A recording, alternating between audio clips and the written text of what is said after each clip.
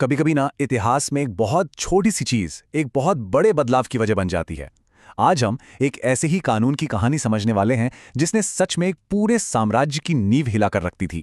जी हाँ, ये कहानी है ब्रिटिश नमक कानून की। और ये जानना बहुत दिलचस्प है कि कैसे नमक के एक दाने ने भारत की आज़ादी की लड़ाई में एक नई आग फूंक दी। तो सवाल तो यही है ना कि क्या सच में बस मुट्ठी भर नमक में इतनी ताकत हो सकती है कि वो एक साम्राज्य को घुटनों पर ला दे।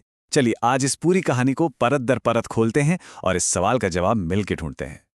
तो चलिए शुरू से शुरू करते हैं। सबसे पहले यह समझना जरूरी है कि आखिर ये नमक कानून था क्या भला, और क्यों ये सिर्फ एक नियम नहीं था बल्कि अंग्रेजों के जुल्म का, उनके शोषण का एक बहुत बड़ा प्रतीक बन गया। तो देखिए, नमक कानून का सीधा साधा मतलब था नमक पर अंग्रेजों का पूरा कंट्रोल, मतलब कंप्लीट मोनोपोली। 19वीं सदी में यह कानून लाया गया और इसके तहत भारत में नमक कौन बनाएगा, कौन बेचेगा, ये सब कुछ ब्रिटिश सरकार ही तय करती थी। और बात यहीं खत्म नहीं होती। किसी भी आम भारतीय के लिए समुद्र के किनारे जाकर अपने इस्तेमाल के लिए भी थोड़ा सा नमक बना लेना एक जुर्म था। सोचिए, अब सवाल उठता है कि अंग्रेजों ने ऐसा किया क्यों। देखिए, उनका मकसद सिर्फ टैक्स कमाना नहीं था, वो तो था ही, लेकिन इसके पीछे और भी बड़ी वजह थी।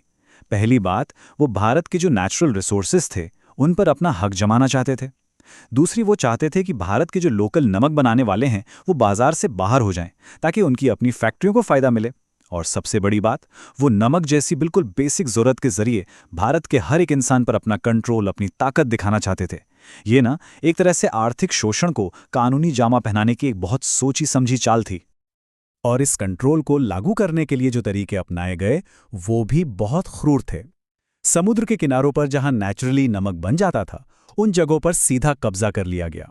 जो लोग नमक बनाते थे उनके सारे औजार छीन लिए गए।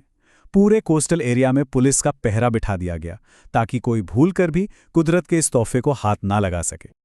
तो चलिए अब जरा देखते हैं कि इस बेरहम कानून का भारत के आम लोगों की जिंदगी पर, उनकी रोजमर्रा की जिंदगी पर क्या और कितना गहरा असर पड़ा। ये जो अन्याय था ना, वो इस एक बात से साफ पता चलता है। सोचिए, एक तरफ थी अंग्रेजी सेना और उनके अफसर जिन्हें नमक बहुत ही सस्ते दामों पर और आराम से मिल जाता था, और वहीं दूसरी तरफ थी भारत की आम जनता, जिसके लिए नमक की कीमत जानबूझकर इतनी ज्यादा बढ़ा दी गई थी कि उसे खरीदना तक एक जंग बन गया था। जरा अंदाजा लगाइए, नमक की कीमत उसकी असली लागत से कई गुना, जी हां, कई गुना ज्यादा थी। जो चीज़ हमारी जिंदगी और सेहत के लिए इतनी ज़रूरी है, उसे गरीबों के लिए एक लग्जरी आइटम बना दिया गया था। गरीब परिवारों को हर दिन स्वाद के लिए नहीं बल्कि सिर्फ जिंदा रहने के लिए ज़रूरी नमक खरीदने के लिए भी संघर्ष करना पड़ता था। ये एक लाइन जो है ना, ये उस दौर के पूरे दर्द को समेट लेती है कि जब घरों में महिलाओं को नमक बचाने के लिए फीका खाना पकाना पड़े। तो आप समझ सकते हैं कि ये शोषण कितना गहरा और कितना पर्सनल था। ये सिर्फ एक टैक्स नहीं था, ये लोगों के आत्मसम्मान पर, उनकी थाली पर सीधा हमला था। और इसका असर पूरे भारतीय समाज पर दिखने लगा था। नमक की कमी से लोगों की सेहत बिगड़ने लगी, खासकर बच्चों की। अब जब कानूनी तरीके से नमक मिलना मुश्किल हो गया तो मजबूरी में गांवों में नमक की स्मगलिंग शुरू हो गई। और धीरे धीरे पूरे देश में ब्रिटिश शासन के खिलाफ एक गुस्से की, एक बेचैनी की लहर फैलने लगी। ये कानून अंग्रेजों की क्रूरता का सबसे बड़ा सिंबल बन गया। लेकिन भारत के लोगों ने इस अन्याय को चुपचाप सहा नहीं। जाहिर है, कब तक सहते। इसी जुल्म के अंधेरे से विद्रोह की पहली चिंगारी भड़की। देखिए, ये जो विरोध था ना, ये कोई एक दिन में खड़ा नहीं हुआ। इसकी शुरुआत हुई छोटे छोटे किसान विद्रोहों से। फिर आम लोगों ने भी हिम्मत दिखाई। वो नमक के तस्करों को अपने घरों में छिपाने लगे, उनकी मदद करने लगे। और फिर जल्द ही गुजरात और उड़ीसा जैसे कोस्टल एरिया में लोगों ने खुलेआम कानून तोड़ना शुरू कर दिया। वो खुद नमक बनाने लगे। और ये जानना भी बहुत जरूरी है कि इन सभी विरोध प्रदर्शनों को ऑर्गेनाइज करने में महिलाओं ने एक बहुत बड़ी और अहम भूमिका निभाई। और पता है, यहीं पर सबसे जरूरी बात हुई। कानून न मानने के इन छोटे छोटे कामों ने एक नेशनल कॉन्शियसनेस, मतलब एक राष्ट्रीय चेतना जगा दी। लोगों को पहली बार ये महसूस हुआ कि उनका दर्द एक है, उनका दुश्मन एक है, और अगर वो सब मिल जाएं तो इस अन्याय का सामना कर सकते हैं। कह सकते हैं कि आज़ादी की जो असली चिंगारी थी वो यहीं से भड़की। और इस चिंगारी को पूरे देश में फैलने वाली एक ज्वाला में बदलने का काम किया महात्मा गांधी ने अपनी ऐतिहासिक दांडी यात्रा से। वो साल था 1930।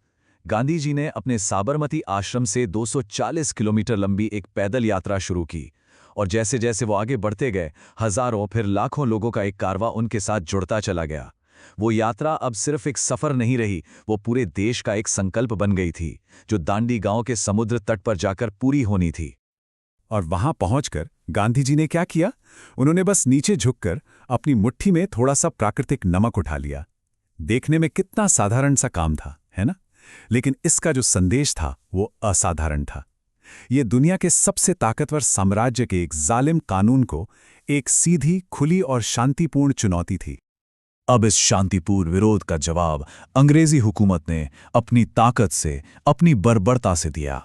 देश भर में लाखों सत्याग्रहियों को जेल में डाल दिया गया, उन्हें गिरफ्तार कर लिया गया।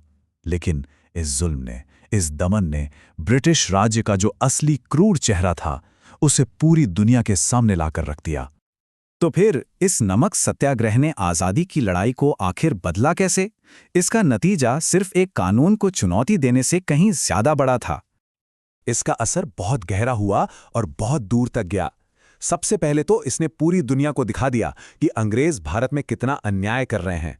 दूसरी बात, इसने जाति, धर्म, इलाका, इन सब की दीवारों को तोड़कर हर भारतीय को आज़ादी के संघर्ष में एक साथ ला खड़ा किया।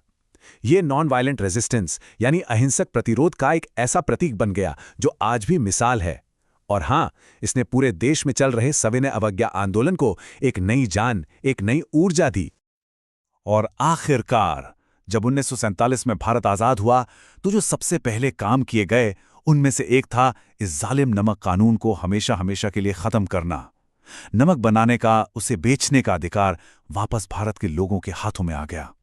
तो हम अपनी इस बातचीत के अंत में उसी पहले सवाल पर वापस आते हैं।